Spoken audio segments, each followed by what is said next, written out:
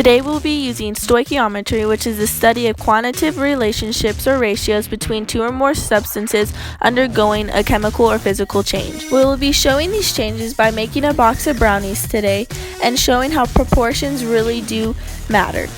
Now, here is how much mix is in this box, which is 531 grams, which will be needed later in an equation. On the back of the box, it shows the other three key ingredients that we'll be using today: quarter cup of water, third cup of vegetable oil, and 1 egg. These are critical. Now, we are going to preheat our oven to 325 degrees. This chemical equation shows that our four proportionalized reactants will be able to react together to form our 16 brownies. We will be coming back to this equation later on in the video. These here are the ingredients we'll be using and what they look like. Now, let's start baking.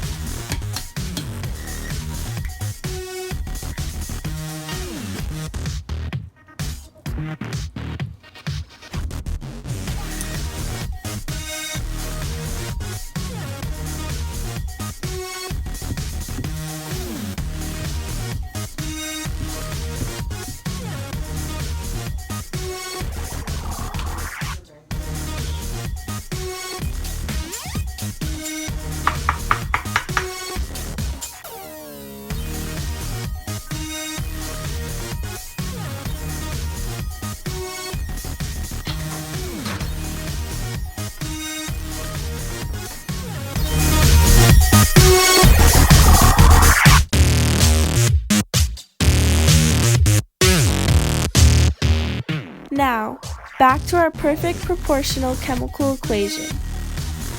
Let's say you wanted to make 32 brownies. You would have to double every single ingredient in here. That is because if you wanted your brownies to turn out like brownies, you'd have to keep every single ingredient proportional to each other. Because if you were to double everything else except for one, your brownies might not turn out like brownies. Now, a limiting reagent is the ingredient or reagent that is in shortest supply and limits what you make. Now, let's just say that our egg is our limiting reagent. That means that if we were to double everything in our equation except for the egg, we would not have enough mass in our new set of brownies to make them be brownies. They could be liquidy and they would never actually rise. Now onto the math part of stoichiometry. Here are the weights of each of our ingredients, which you can easily get by just weighing them on a weight scale. Now we're back to our original chemical equation, but we have just filled in actual numbers instead of just the names of the ingredients.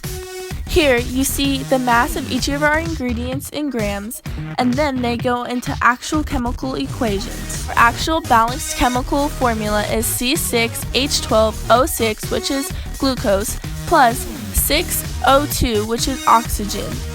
When heat is added to those, it yields 6CO2, which is carbon dioxide, plus 6H2O, which is water. At the bottom, you'll see the final added mass of this chemical formula. By using this chemical formula and finding our masses, we are able to find out that 180 grams of glucose is consumed to create 264 grams of carbon dioxide. Therefore, it is a conversion factor. The mathematical equation at the bottom represents our conversion factor so you can see exactly what we are doing. Here we show the total 792 grams of carbon dioxide.